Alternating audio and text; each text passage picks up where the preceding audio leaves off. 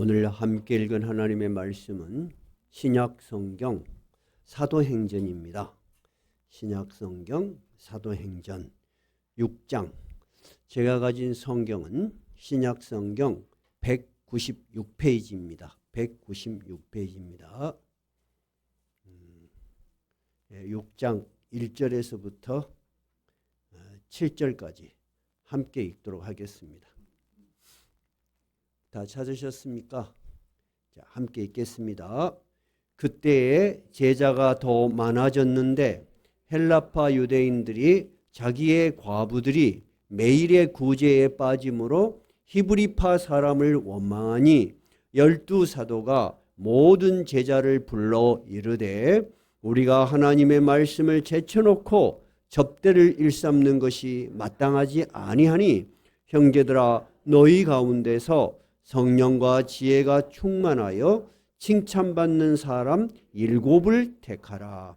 우리가 이 일을 그들에게 맡기고 우리는 오로지 기도하는 일과 말씀 사역에 힘쓰리라 하니 온 무리가 이 말을 기뻐하여 믿음과 성령이 충만한 사람 스데반과 또 빌립과 브로고로와 니가노르와 디몬과 바메나와 유대교에 입교했던 안디옥 사람 니골라를 택하여 사도들 앞에 세우니 사도들이 기도하고 그들에게 안수하니라.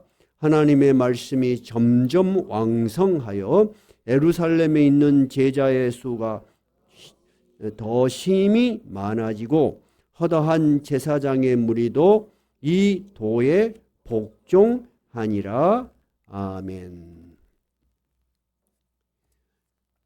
예수님은 부활하신 후에 40일 동안 이 지상에 더 머무르시면서 제자들에게 하나님 나라의 일을 말씀하셨습니다. 그리고 이제 제자들은 예수님과 계속 이 세상에 있을 것을 기대했겠지만은 예수님은 이제 당신이 오셨던 하나님의 나라로 돌아가실 것을 아셨습니다. 그래서 우리가 지난주 살펴봤죠? 제자들에게 지상대명령, The Great Commission, 가장 위대한 사명을 그들에게 부탁하셨습니다. 우리가 항상 그주 요절은 주보에 제가 적어놓고 여러분이 외기로 했죠. 마태복음 28장 19절 안 보고 어제 지난주 못 오신 분들은 할 수 없고 안 보고 한번 외워봐요. 마태복음 28장 19절 뭐라고 돼 있어요?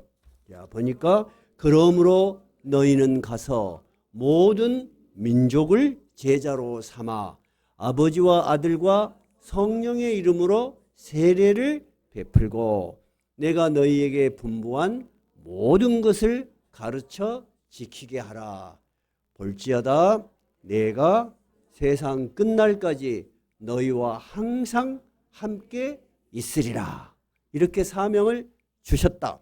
우리 지난주 잘 들었어요. 그런데 제자들은 세계는커녕 자기 마을 갈릴리 조금 더 떠나서 자기 나라 유대를 떠나본 적이 없는 갈릴리에서 고기 잡던 어부들이에요. 이 어부들이 어떻게 세계로 나가서 온 민족에게 예수님의 복음을 전할 수 있겠어요? 그래서 예수님은 이들에게 사명만 주실 뿐만 아니라 또한 능력을 약속하셨어요. 그 능력이 뭐였어요? 성령을 주시기로 약속하셨어요. 그래서 오순절날 정말 예수님이 약속하신 대로 성령은 보이지 않는 하나님의 영이시니까 형체가 없어요.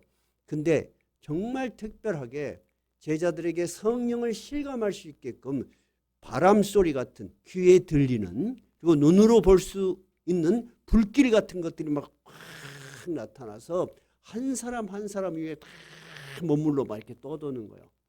그래서 제자들이 성령의 충만함을 받고 밖에 나가서 예수를 탐대히 전하기 시작했죠.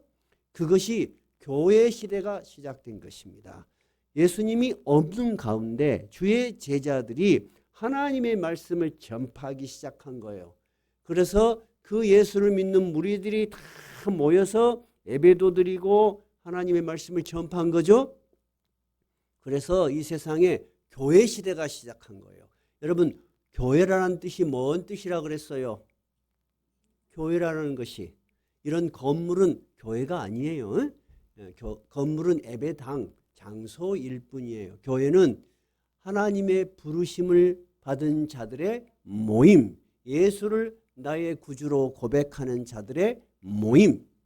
그럼 이 교회는 누가 세웠을까요? 제자들이 세웠을까요? 주님이 세우셨을까요? 주님이 약속하셨어요. 내가 내 교회를 세우노라. 예수님께서는 제자들을 통해서 이제 교회가 되게 하신 것이에요. 자, 그것이 오늘 본문이 시작되는 배경이에요. 그래서 이들이 얼마나 열심히 복음을 전하고 능력이 드러나고 놀라운 변화가 일어났는지 너무나 많은 사람들이 이 제자들을 중심으로 모였어요. 그때는 주로 장소가 유대의 수도 예루살렘이었어요. 예루살렘에서 그 일이 시작된 거예요. 그런데 이렇게 은혜롭게 막 주의 말씀이 퍼지고 그러는 가운데 생각지 않은 아주 문제점이 생긴 거예요. 그 문제점이 바로 6장 1절이에요. 자, 6장 1절로 가봐요. 6장 1절에 보니까 뭐라고 돼 있나요? 그때 제자가 더 많아졌는데 헬라파 유대인들이 자기의 과부들이 매일의 구제에 빠짐으로 히브리파 사람을 원망하니, 여러분들이 그냥 읽으면은 무슨 내용인지 좀 정확하게 이해가 안 될 거예요. 유대인들은 유대를 떠나지 않고 본토에 머무르던 사람들을 히브리파 사람이라고 했어요. 그들이 원래 히브리 민족이거든요. 근데 그 유대인들이 로마의 속국이 되고 여러 가지 고통을 당하면서 세계로 흩어졌어. 근데 그들이 다시 나라로, 자기 나라로 돌아와. 그럼 그 사람들은 외국에 나갔다가 돌아온 사람들이죠. 그때 외국을 대표하는 것이 헬라, 지금으로 말하자면 그리스예요.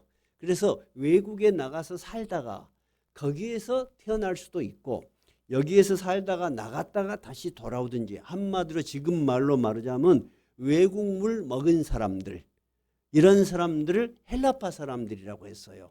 근데 히브리파 사람하고 헬라파 사람들이 모여서 유대라는 공동체를 이루죠. 근데 이 두 사람들의 언어가 달랐어요. 히브리파 사람은 어떤 언어를 쓸까요? 히브리어를 쓰겠죠. 유대어를 쓰겠죠. 또는 그 당시에는 아람어를 썼어요. 그러면 헬라파 사람들은 그리스어, 헬라어를 썼어요. 그래서 의사소통이 좀 소홀하지, 이렇게 잘 안 될 수도 있고, 또는 우리가 모이면 당연하게 지역으로 모이잖아. 나도 외국 갔다 와서 외국에서 왔어. 그러면 그 사람들끼리 모이는 거야. 히브리파 사람들은 우리는 정통 유대인이야 하고 이렇게 모이는 거예요. 끼리끼리 모이는 그런 습성도 있겠죠.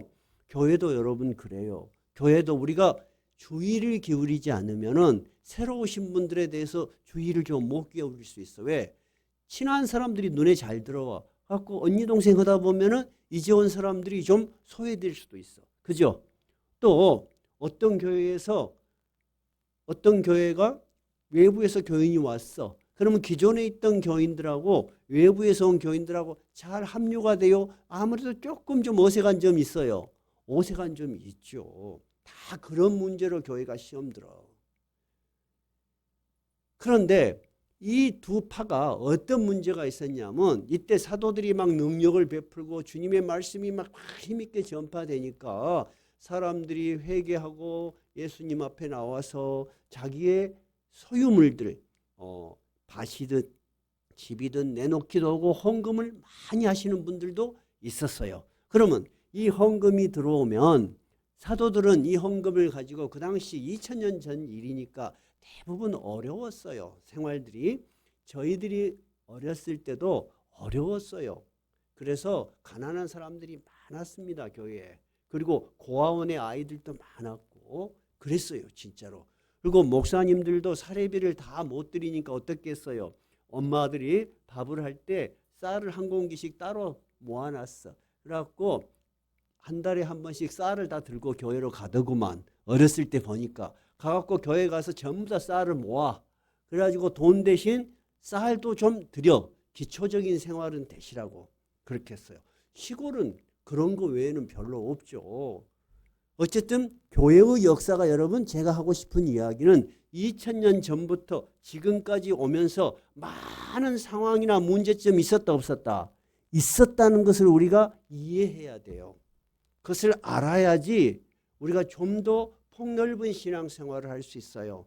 초대교회 때 그렇게 능력이 넘쳐나는 교회였음에도 불구하고 이 사도들이 들어온 헌금을 가지고 어려운 분들을 구제를 하는데 주로 자기가 알고 자기가 사정을 잘 알고 어려운 형편을 잘 아는 사람들은 히브리파일까요? 헬라파일까요?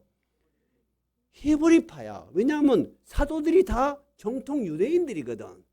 이해가 되셨어요?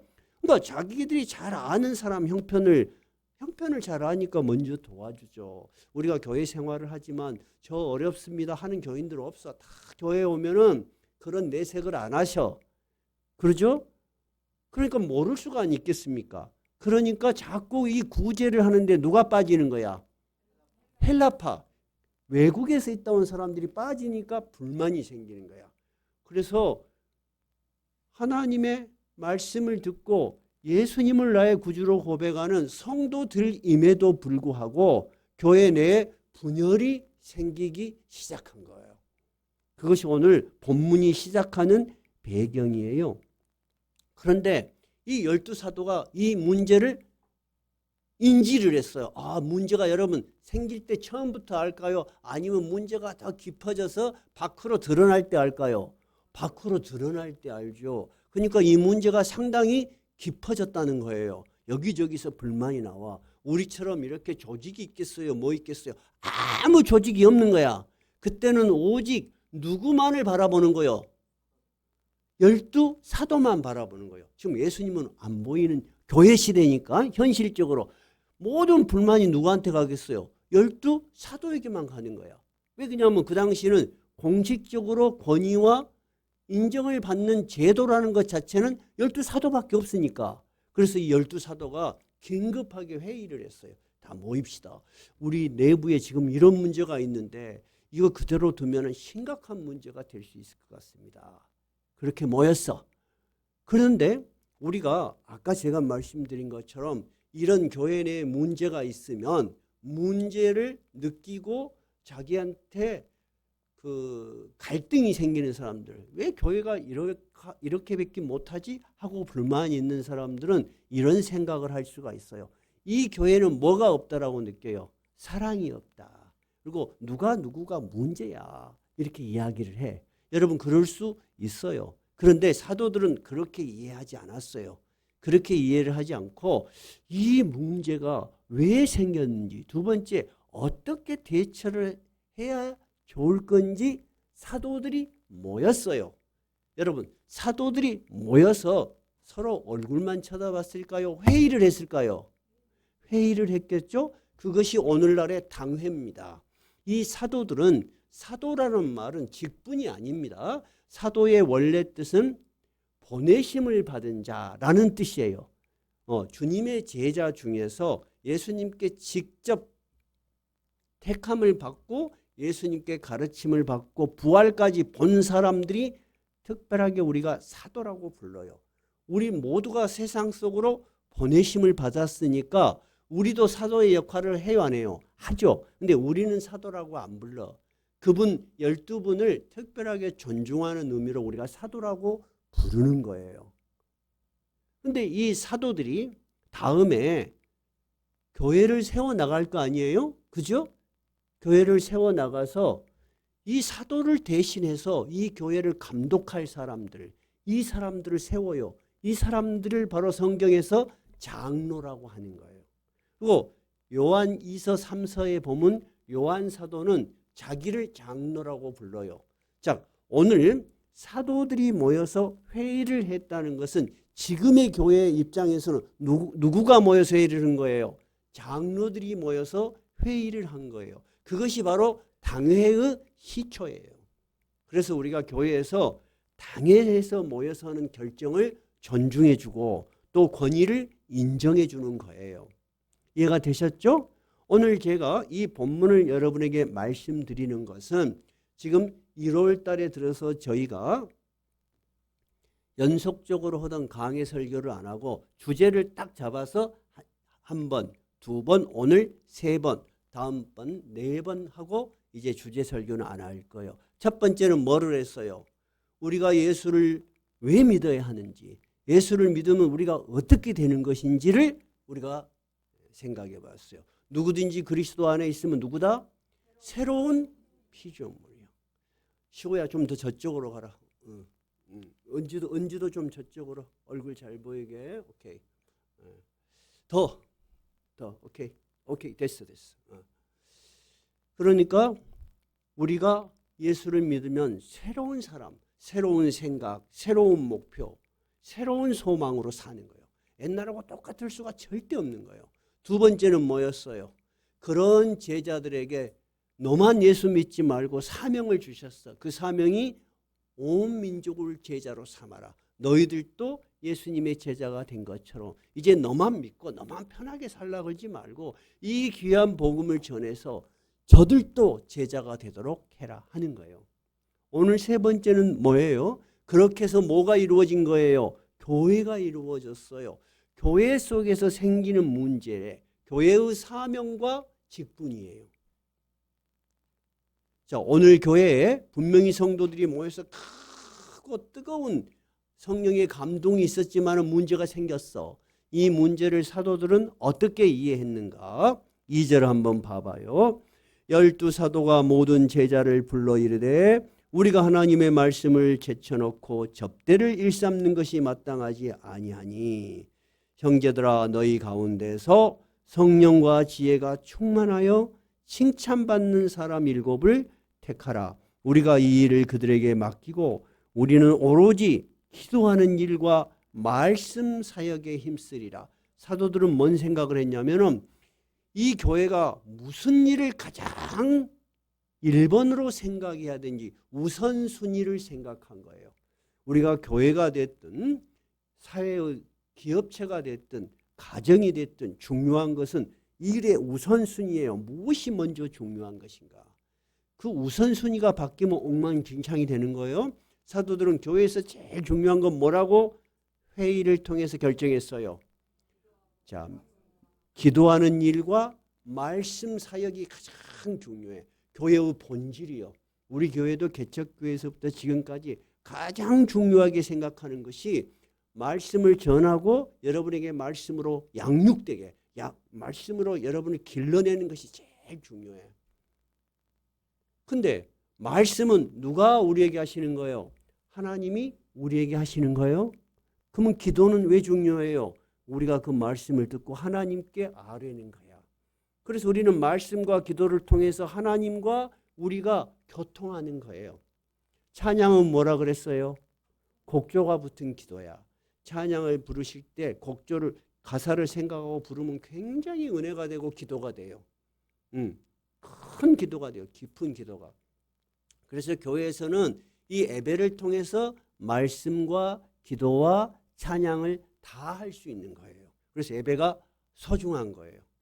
그런데 그것 말고도 성도들이 모이면은 당연하게 식사도 해야 되고, 그지요? 그리고 신방도 가야 되고, 그리고 어려운 사람 도와도 주고 그런 일도 생기죠. 그러면 그런 일은 안 중요할까요? 잘해야 돼요. 오늘 사도들은 거기까지 생각을 못했던 거야. 문제는 말씀과 기도에서 생긴 것이 아니고 어디에서 생겼어요? 구제. 이 물질을 분배하는 거, 성도들을 살피는 데서 문제가 생긴 거야. 여러분, 작은 일 하나도 삐딱하면 문제가 생겨요. 예. 우리도 살다 보면은 큰 일에서 문제가 생겨요. 작은 일에서 문제가 생겨요. 작은 일이 생겨. 큰 일은 저 사람도 알고 나도 아니까 서로 이해하기가 쉬워. 근데 작은 일은 차마 말하기도 힘든데 난 자존심 상했어. 저 사람이 저렇게 말을 해. 굉장히 기분 나빠. 근데 잘 안 풀어져. 그럴 수 있죠? 그러니까 나도 그 사람을 기분 나쁘게 돼.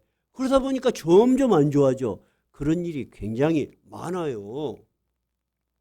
오늘도 그래요.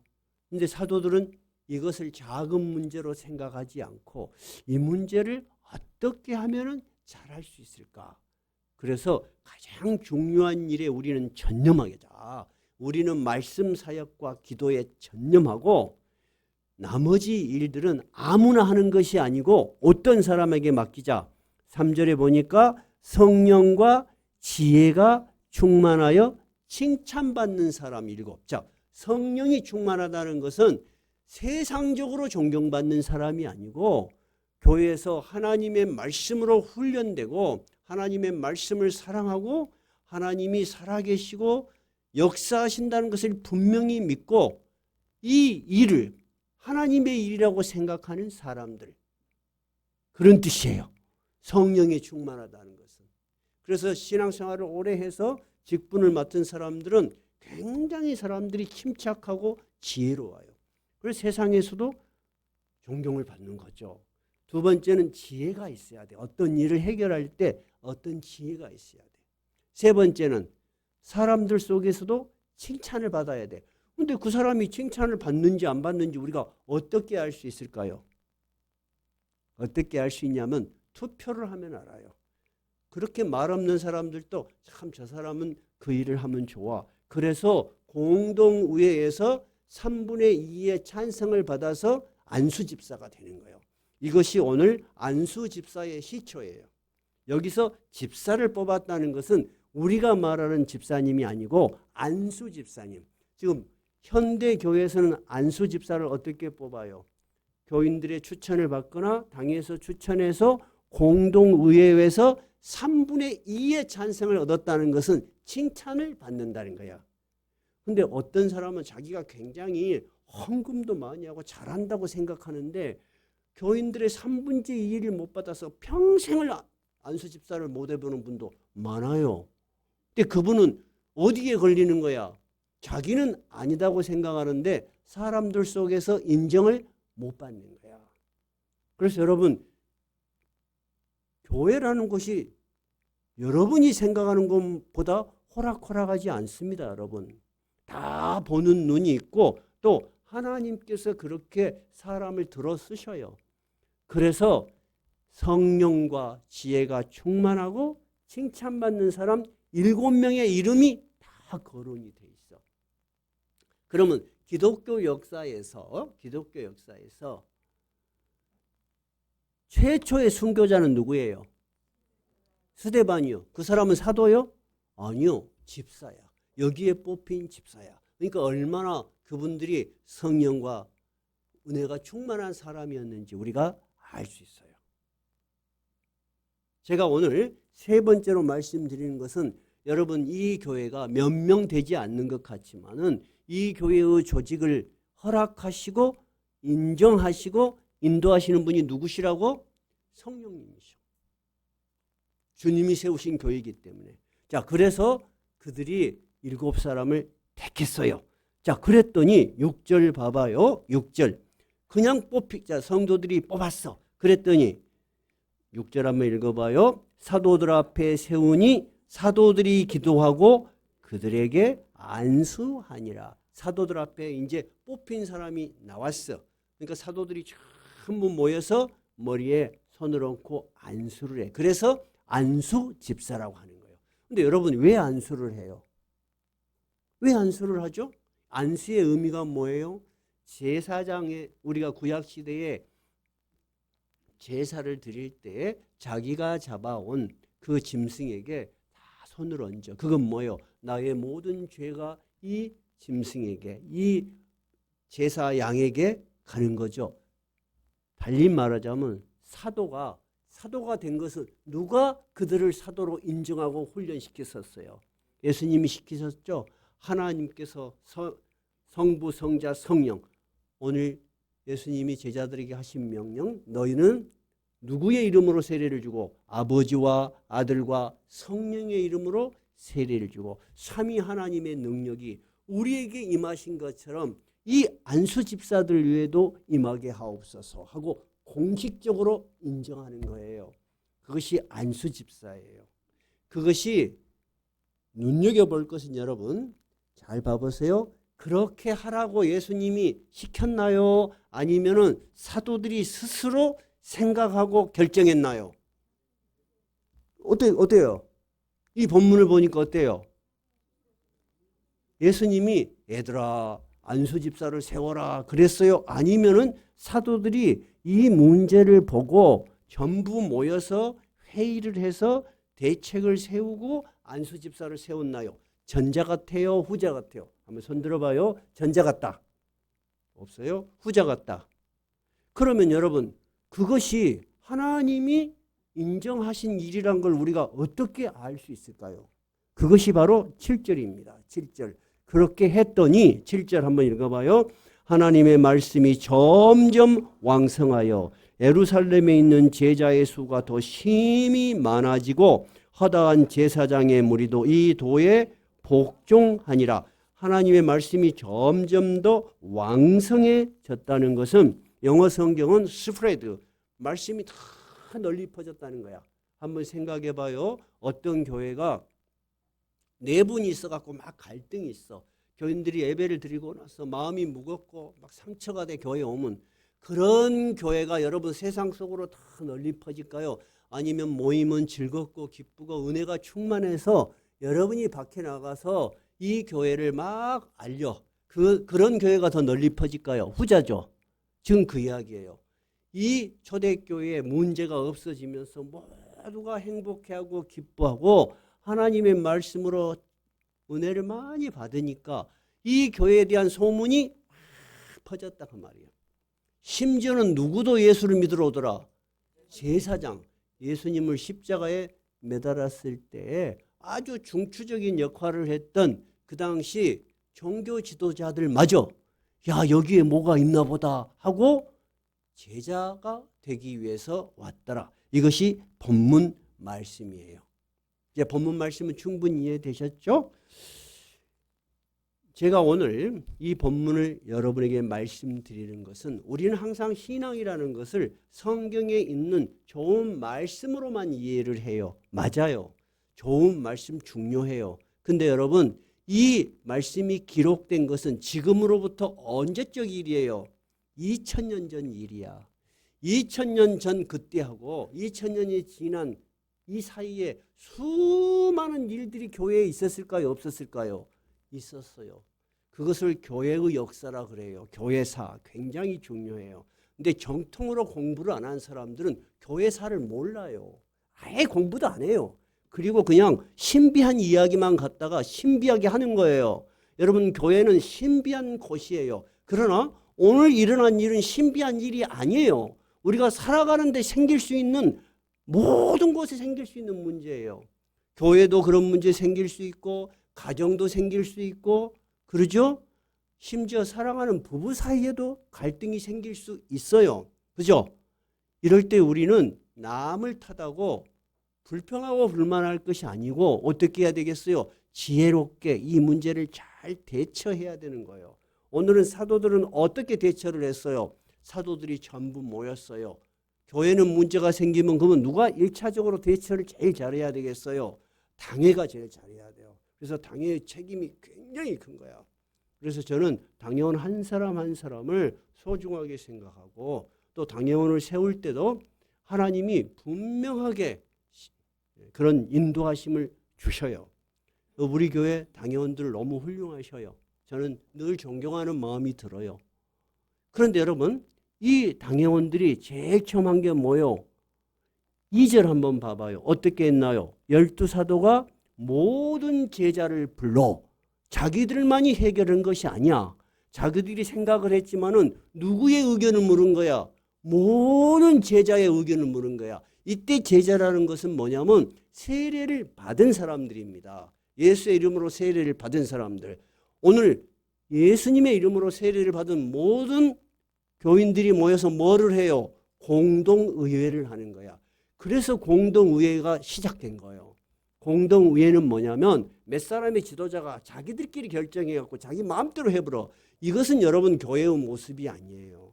그래 교회가 들어간 모든 곳에는 민주주의 의식과 민주주의 교육이 자동으로 이루어지는 거야. 한 번도 민주교육을 안 봐도 짜섬에 돌산에 가면 여러분 100년 된 교회가 있어. 그 100년 된 교회는 100년 전에 뭔 교육을 받았을까? 민주주의 교육을 철저하게 받은 거야. 절대 당회가 결정했다고 안 돼. 그게 누구의 허락을 맡아야 돼? 모든 제자들의 동의를 얻어야 돼. 그것이 공동의회예요. 이제 공동의회가 왜 열리는지 아시겠죠? 근데 어떤 분들은 이렇게 딱 보면 다음 주 공동의회네? 나 안 가버려. 가면 또 뭐 발표하고 어찌고. 그런 사람은 어떤 의식이 없는 거예요. 교회가 무엇을 하는 것인지를 모르는 사람이야. 교회는 예배를 드리고 하나님을 찬양하지만 또한 공동체의 살림에 대해서 서로가 관심을 가져야 돼. 왜? 오늘 또 살림을 잘못 사니까 문제가 생겼어, 안 생겼어? 생겼잖아요. 사도들은 이 문제를 작게 보지 않았다는 거예요. 여러분 정말 그래요. 사람들이 상처받고 교회를 안 나오는 것은 대단한 것 때문에 그런 거 아니에요. 작은 상처 때문에 신앙생활이 힘드는 거예요. 그래요, 안 그래요? 그죠? 그래서 모든 제자들을 불러놓고 발표를 했어. 우리가 이렇게 생각합니다. 했더니 그 사람들이 어떻게 좋게 생각했어. 아주. 자, 5절 한번 봐봐요. 온 무리가 이 말을 기뻐하여. 어때요? 공동의회에서 이 말에 동의를 해줬단 말이에요. 그래서 여러분 교회는 절대 독단적으로 움직이면 안 돼요. 목사 혼자서 야 이렇게 하면 좋겠다 하고 하면 안 돼.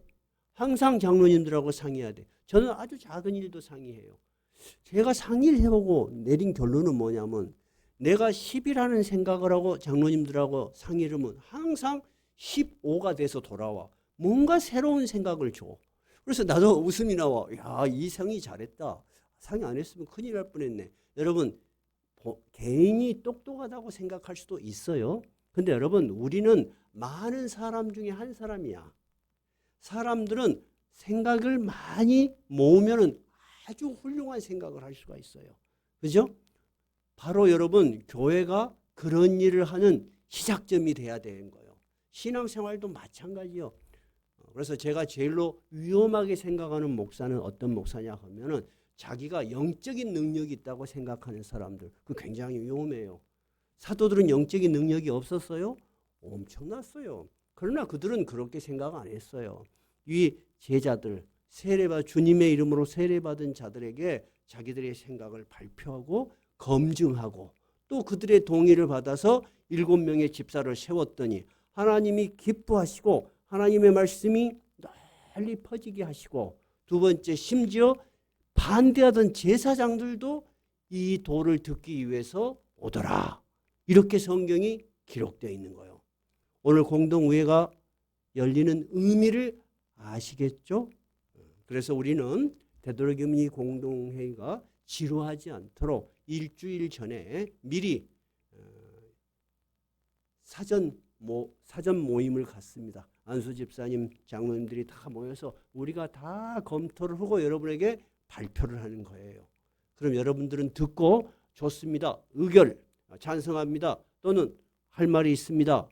또는 여러분들의 생각을 주시면 참 좋을 것 같아요. 그러면은 처음으로 교회 시대에 생긴 직분은 뭐예요? 사도들이 바로 장로라 그랬죠? 왜 장로라고 할 수 있다 그랬죠? 이 사도들이 바울 사도를 중심으로 교회를 세웠어. 교회를 세울 때 그 교회를 대신해서 감독하던 사람들 장로를 다 세웠어. 장로를. 그리고 자기들도 장로라고 인정을 했어. 그때는 누가 하나님의 말씀을 가르쳤을까? 사도들이 가르쳤어. 사도들이 살아있었기 때문에. 근데 사도들이 나이가 들어서 죽었어.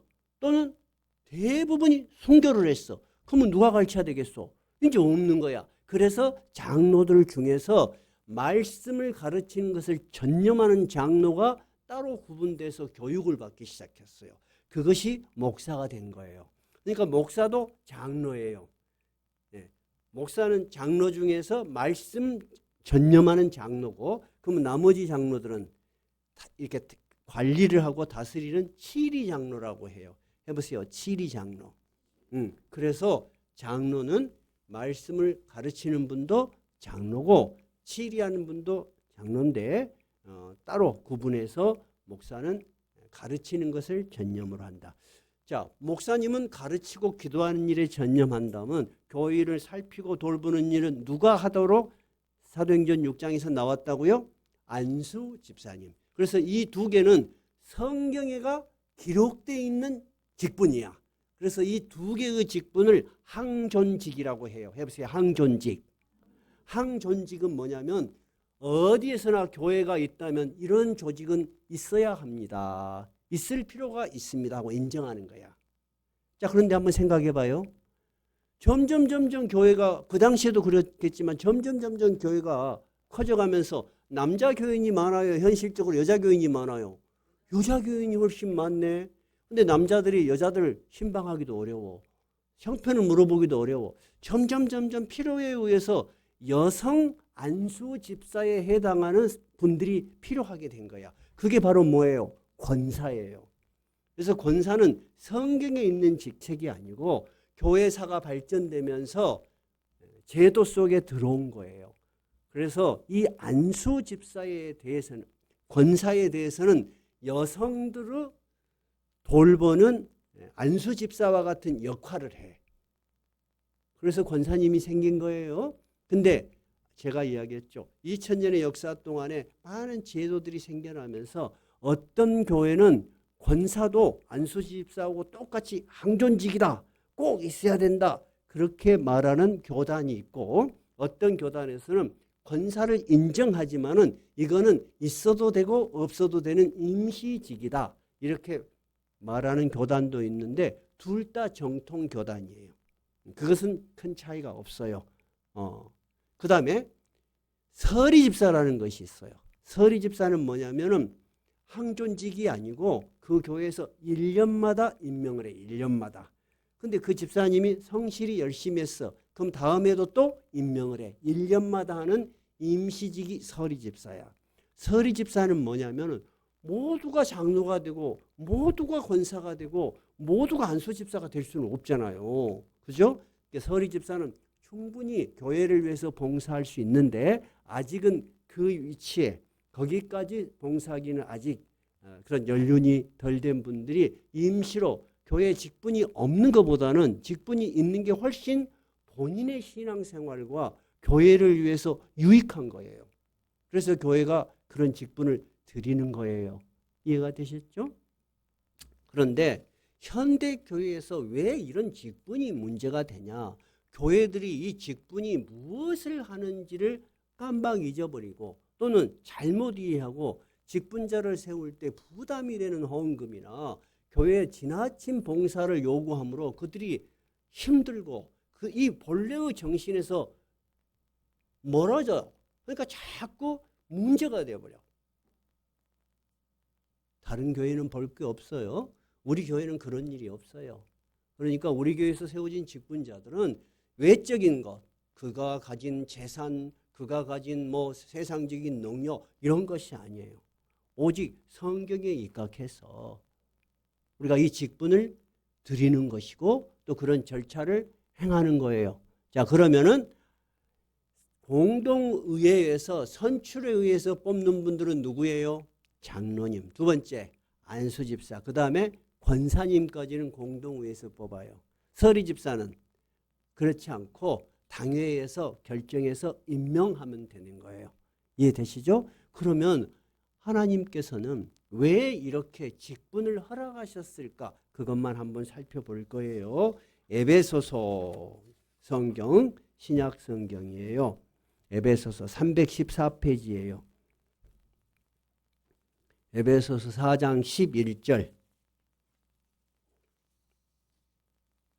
4장 11절.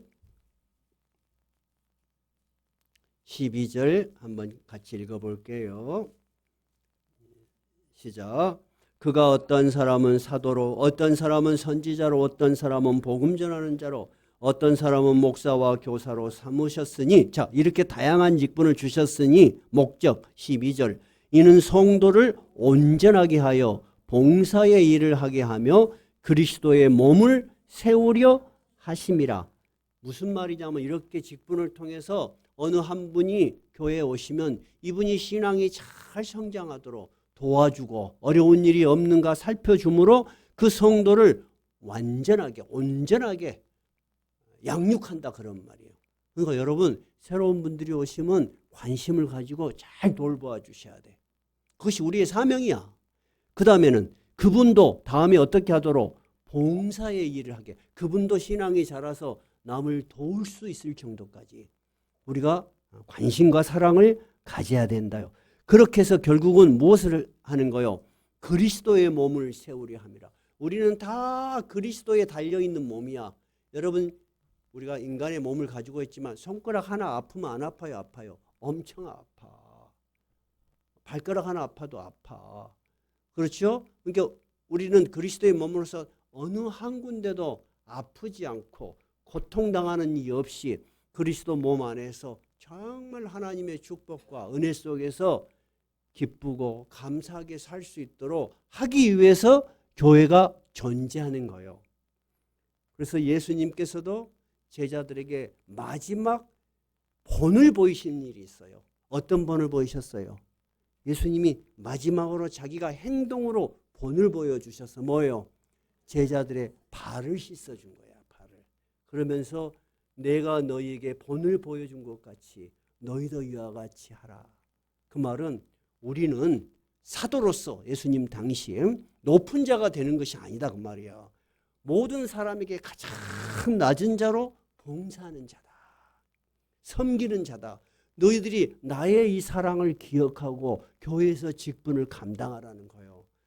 여러분, 교회 장로가 되고 안수집사가 되고 권사가 되면 교회에서 경제적인 이득을 드려요? 안 드려요. 그러면 뭐 사회에서 높은 지위에 오르는 거예요? 아니에요. 교회의 지위라는 것은 올라가면 올라갈수록 높아지는 게 아니고 낮아지는 거예요. 근데 왜 꼭 직책을 드려요? 더 어려운 일을 잘 감당할 수 있는 능력을 하나님이 주시기 때문에 그것이 가능한 거예요. 여러분들이 지금 장로님들이 하는 그런 일들 여러분 보고 해라 그러면 솔직히 힘드세요. 못 하세요. 불평이 생겨요. 아예 그런 일 해라 그러면 안 올 거예요. 근데 우리 장로님들은 그렇게 생각 안 하세요. 우리 안수집사님들 그렇게 생각 안 하세요. 그러니까 여러분 신앙도 겉보기하고 달라요. 믿음이 연약한 사람이 있고 믿음이 성숙한 사람이 있고 남을 위해서 기꺼이 희생할 수 있는 사람이 있고 다 다른 거예요. 그죠? 그래서 오늘 우리 하나님의 말씀의 제목이 뭐예요? 교회의 사명과 직분이에요. 우리에게 교회의 사명이 가장 중요한 것은 말씀과 기도로 온 성도들이 하나님과 소통하면서 하나님으로부터 오는 영적 은혜를 받는 거예요. 두 번째는 뭐예요? 그러나 교회가 살아가는 현실의 모습 속에서 해야 될 일이 많이 있다는 거예요. 이 일을 잘 감당하기 위해서 우리 모두는 직분을 나누어서 이 일을 감당하는 거예요. 그리고 공동회는 1년 동안 어떤 일이 있었는지 우리가 앞으로 1년을 또 어떻게 살 것인지 제자들이 모여서 다 상의하는 거예요. 이제 이해가 되시죠? 이런 과정을 통해서도 여러분이 신앙이 성숙되고 또한 현실적으로 여러분의 시간과 여러분의 관심 그다음에 여러분의 정성들이 다 함께 어우러져서 사랑이 넘치는 우리 낮은 울타리 교회가 되기를 바랍니다. 찬송가 220장입니다.